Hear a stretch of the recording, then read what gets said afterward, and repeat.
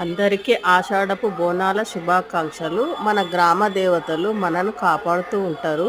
ఈ ఆషాఢ బోనాలకు ప్రతి వారము ఒక్కొక్క జాగలవుతుంది. ఫస్ట్ గోలుకొండ అమ్మవారి తర్వాత శ్రీ ఉజ్జయిని మాంకాళి సికింద్రాబాద్లో జరుగుతుంది. ఆ తర్వాత అందరి బస్తీలలో ఈ అమ్మవార్లు మన ఏరియాలలో ఎక్కడెక్కడ అమ్మవార్లు ఉంటారో ఆ అమ్మవార్లకు మనము బెల్లం శాఖ, పెరుగు శాఖ, పరమాన్నాలు, పులిహోర, దద్దోజనము ఇవి పెడితే అమ్మవాళ్ళు ఎంతో శాంతిస్తారు.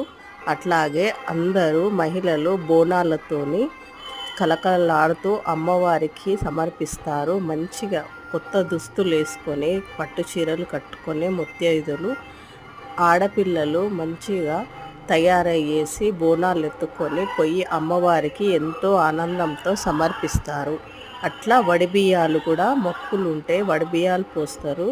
అమ్మవారి వడిబియ్యాలు ఎవరికైతే మొక్కులుంటే అమ్మ మమ్మల్ని కాపాడి మాకు ఈ పనులు పూర్తయిన తర్వాత మీకు వడిబియ్యం సమర్పించుకుంటా అని మొక్కున్నోళ్ళు వడిబియ్యాలు కూడా సమర్పిస్తారు. ఎంత చక్కని తల్లి! ఈ తల్లి వచ్చేసి మా ఏరియాలో శ్రీ మహాలక్ష్మి పోచమ్మ తల్లి.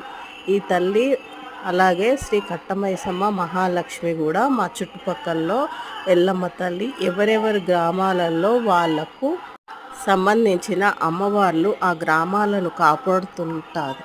అప్పుడు మనము చుట్టుపక్కల గ్రామాల దగ్గరికి వెళ్ళి మనము మన తాహతను బట్టి అమ్మవారికి బోనము కానీ వడిబియ్యం కానీ కొత్త బట్టలు కానీ గాజులు కుంకుమ శుభంగా పసుపు కుంకుమ గాజులు అమ్మవారికి పూలతోని సమర్పించి ఎంతో ఆనందంగా అమ్మవారి మొక్కును తీర్చుకొని వారి వారి ఇళ్లల్లో వాళ్ళు వండుకునే ఏవైతే వంటకాలు ఉంటాయో ఆనందంగా అమ్మవారి ఆశీస్సులతో మనము చుట్టాలను కానీ ఆడబిడ్డలు కానీ పెళ్ళైన ఆడబిడ్డలు కానీ పిలుచుకొని మంచిగా చక్కగా చేసుకుంటారు ఈ ఆషాఢపు బోనాలు. ఈ ఆషాఢ బోనాలు అంటేనే మన మొత్తము ప్రకృతి మాత పచ్చదనముతో ఉంటుంది.